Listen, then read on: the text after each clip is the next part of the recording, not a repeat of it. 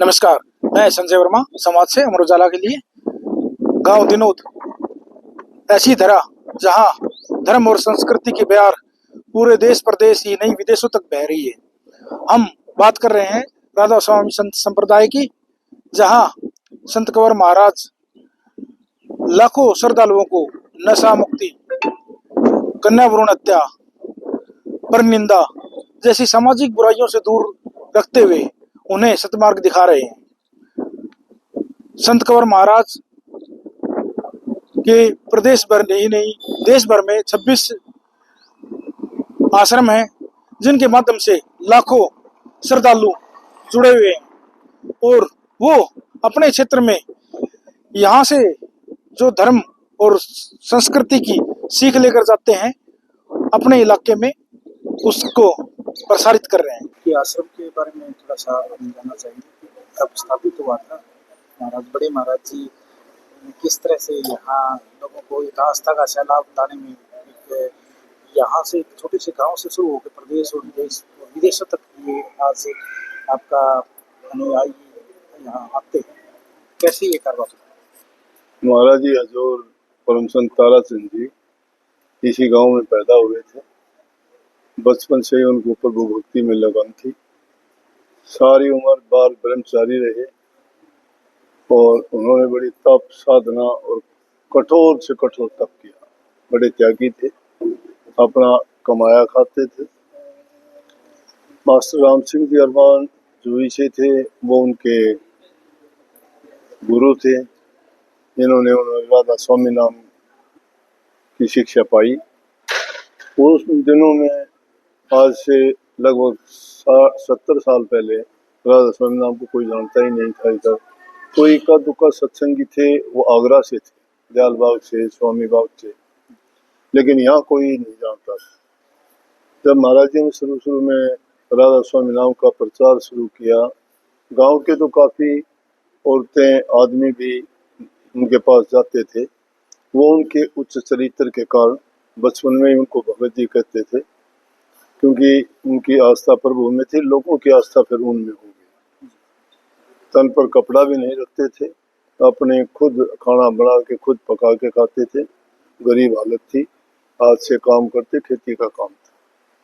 धीरे धीरे करके जो भी सत्संगी आते थे उनको भी अपने हाथ से ही बनाई रोटियां खिलाते थे।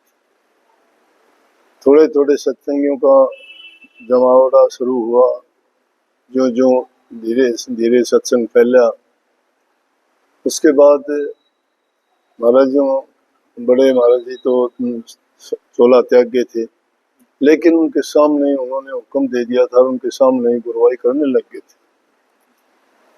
उनके बाद काफी सालों तक तो उनके समय में तो सत्संगी आते काफी थे, लाखों की तादाद में हो गए थे जब भी, क्योंकि उन्होंने 3-4 आश्रमों का निर्माण कर दिया था, जिसमें अपना दिनोद का था, भिवानी का था, अंटा का था, और भी काफी आश्रम बनाए।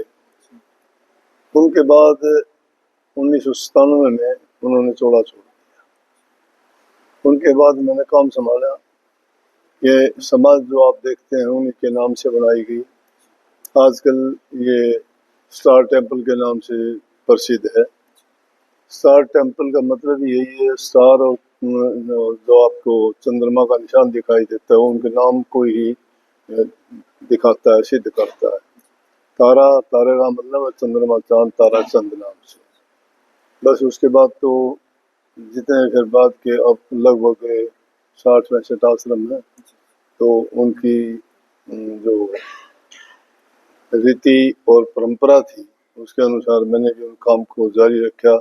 जैसा कि उनका हुक्म था कि मेरे से भी ज़्यादा, लाख गुना ज़्यादा सत्संग फैलाएगा, तो अब 60-65 के करीब अपने आश्रम हैं।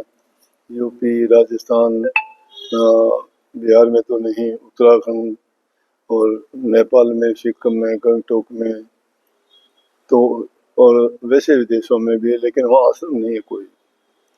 तो इस प्रकार से अब तो काफ़ी सत्संग हुआ, क्योंकि विशेष रूप से जैसे कि आप मुहिम चलाते हो, हमने शुरू से ही नशे पर कोई भी नशा किसी भी प्रकार का, पहले तो थोड़ा बहुत कोई हुक्का बीड़ी पी लेते थे, आश्रम में भी पीते थे, मैं भी पीता था, लेकिन अब तो बड़ा सख्ताई से मैंने कह दिया जो भी सत्संगी होगा नशा कोई नहीं करेगा। पान तंबाकू तक का भी परहेज करवाते हैं, मांस मिर्ची अंडे इसका परहेज करवाते हैं, चोरी झूठ कपट का करवाते हैं, किसी की निंदा चुगली नहीं करनी, भूल हत्या जैसे पाप को मिटाते हैं, प्रकृति के नियमों को मानते हुए पेड़ों की कटाई नहीं करनी चाहिए, पानी का संरक्षण करना चाहिए, पक्षियों को चोगा डालना चाहिए, गाय या दूसरे पशुओं को जो भी हम उनकी सहायता कर सकते हैं उनके प्रति भी अपना बर्ताव वैसा ही करना चाहिए जैसे हम इंसानों के प्रति करते हैं।